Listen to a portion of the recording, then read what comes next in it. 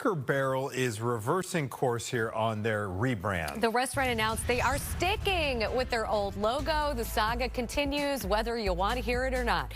Cracker Barrel says it is listening to its customers after outrage online. The new logo was very generic, removed the image of a man sitting next to a barrel. The backlash over the change sank Cracker Barrel's market value by hundreds of millions of dollars. The chain's old logo dates back to 1977.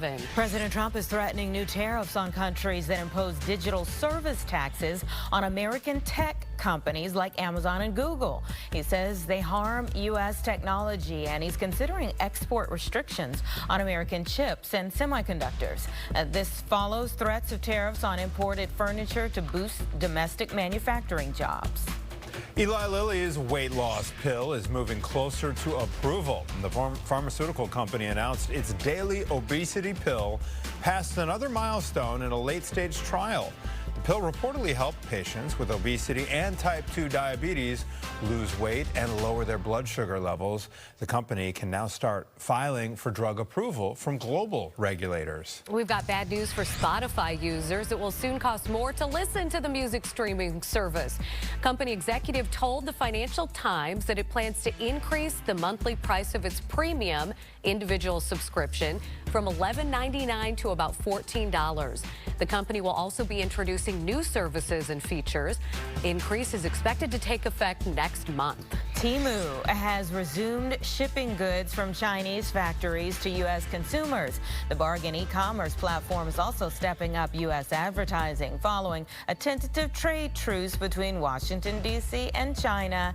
The company is expected to return to first quarter levels of ad spending. All right, Apple plans to unveil its iPhone 17 on September 9th. The 17th installment rumored to include a super thin version measuring just 5.5 millimeters thick.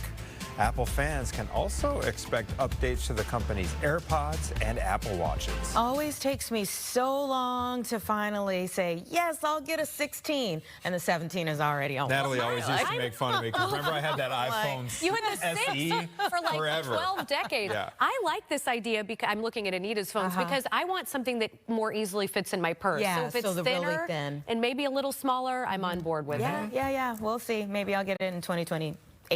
Popular raw pet food brand is recalling some of its products because they could make your pet sick. The Viva raw dog and cat food could be contaminated with salmonella and listeria. The recall includes several beef, turkey, and chicken varieties. The pet food was sold nationwide between July 2nd and August 21st. So far, there have been no reported illnesses. You should contact your veterinarian, though, immediately if your pet has eaten any of these products. A big merger in sports apparel is now official. Shareholders at Foot Locker just approved selling the company to Dick's Sporting Goods. Anita likes this move. I'm curious why. The sale was first announced back in May. The cost, about $2.4 billion. The deal is expected to be completed later this year, pending, don't clap just yet, Anita, pending regulatory approval. I'm just thinking of all the added footwear that will be going in there. Oh, you want to see more when you go to Dick's? Okay. Yeah, that way you can get your pickleball racket and your new pair of Nikes. Okay. I know that's what Anita was thinking. A new whistleblower complaint says members of the Department of Government Efficiency uploaded a copy of the Social Security database to a vulnerable server. The complaint says this put the personal information of hundreds of millions of Americans at risk of being leaked or hacked. Data at risk includes full names, addresses, birth dates, and more. The complaint says that Americans could lose vital health care and food benefits because of the leak.